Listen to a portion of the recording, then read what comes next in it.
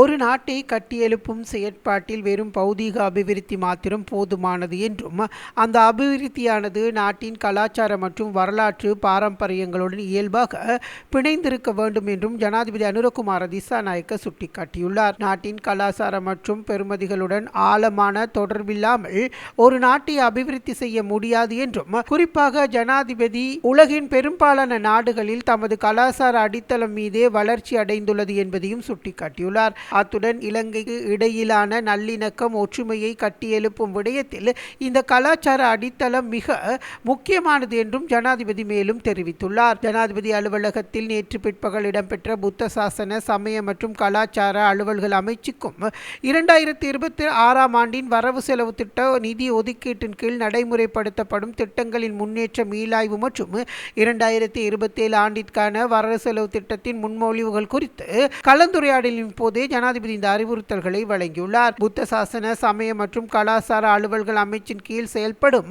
புத்த சாசன மற்றும் சமய அலுவல்கள் பிரிவு, கலாச்சார அலுவல்கள் பிரிவு மற்றும் தேசிய மரபுரிமைகள் பிரிவு ஆகிய பிரதான 3 பிரிவுகளுக்காக 2026 ஆண்டில் ஒதுக்கப்பட்ட 9535.45 மில்லியன் ரூபாய் மீண்டெழும் செலவுகள் மற்றும் 5401.40 மில்லியன் ரூபாய் மூலதன செலவுகளின் கீழ் செயல்படுத்தப்படும் திட்டங்களின் இதுவரையான முன்னேற்றம் மற்றும் எதிர்கால திட்டங்கள் 2027 ஆண்டிற்கான வரவு செலவு திட்ட முன்மொழிவுகள் குறித்து இதன்போது விரிவாக ஆராயப்பட்டது. கிராமப்புற வழிபாட்டு தலங்களின் அடிப்படை வசதிகளை மேம்படுத்துவதன் கீழ் விகாரைகள், தானசாலைகளை நிர்மாணித்தல், நீர் வசதிகளை மேம்படுத்தல், அத்துடன் பௌத்த, இந்து, கிறிஸ்தவ மற்றும் இஸ்லாம் ஆகிய அனைத்து மதங்களினும் அறநெறி பாடசாலைகளை மேம்படுத்தல் மற்றும் அனர்த்தங்களால் சேதமடைந்த வழிபாட்டு தலங்களை மீள கட்டியமைத்தல் என்பதற்காக 601 மில்லியன் ரூபாய் ஒதுக்கீட்டின் கீழ் செயல்படுத்தப்படும் திட்டங்களின் முன்னேற்றம் குறித்தும் இதன் போது கலந்துரையாடப்பட்டது. இந்திய நிதியுதவியின் கீழ் மேற்கொள்ளப்படும் வழிபாட்டு தலங்கள், சூரிய சக்தி மின் வசதிகள் வழங்கும் திட்டத்தை செயல்படுத்துவதில் எழுந்துள்ள காணி பிரச்சினைகள் குறித்தும் இதன் போது விசேட கவனம் செலுத்தப்பட்டதுடன், இத்திட்டத்தை செயற்படுத்துவதில் எழுந்துள்ள அனைத்து பிரச்சினைகளும் ஆராய்ந்து அவற்றுக்கு தீர்வுகளை வழங்கி திட்டத்தை வெற்றிகரமாக நடைமுறைப்படுத்த வேண்டியதன் அவசியத்தையும் ஜனாதிபதி இங்கு சுட்டிக்காட்டினார். கலாச்சார பிரிவின் கீழ் 521 மில்லியன் ரூபாய் ஒதுக்கீட்டின் கீழ் கலாச்சார நிலையங்களினூடாக செயற்படுத்தப்படும் திட்டங்களின் முன்னேற்றம் இதன் போது ஆராயப்பட்டது.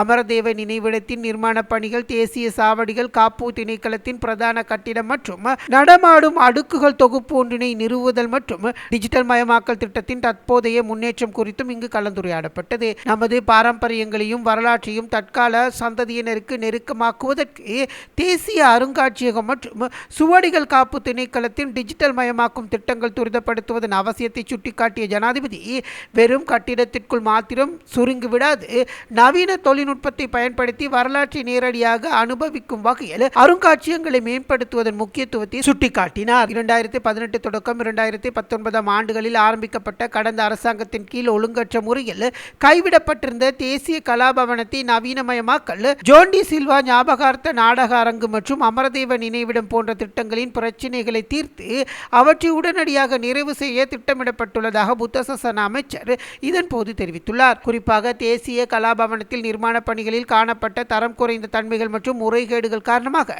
ஏற்பட்டுள்ள தாமதங்களை தடுத்து இந்த ஆண்டு இறுதிக்குள் அதன் பணிகளை நிறைவு செய்யுமாறும் ஜனாதிபதி இதன் போது பணிப்புரை விடுத்துள்ளார். மேலதிக செய்திகளுக்காக எமது யூடியூப் தளத்தை சப்ஸ்கிரைப் செய்யுங்கள்.